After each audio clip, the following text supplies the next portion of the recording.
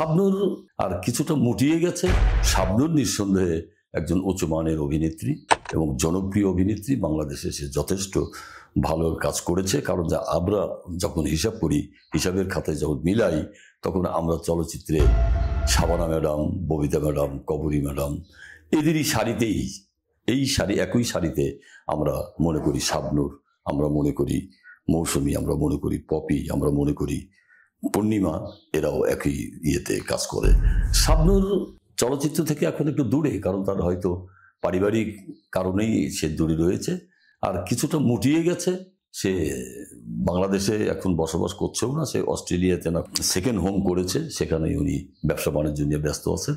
এইসব বিভিন্ন কারণেই সে হয়তো এখন চলচ্চিত্র থেকে অনেকটা দূরে, কারণ এখন বসে থাকার কারণে, মুটিয়ে যাওয়ার কারণে, কারণ চলচ্চিত্র নায়িকা হতে গেলে তো একটা শারীরিক অবব্যয় ব্যাপার রয়ে যায়।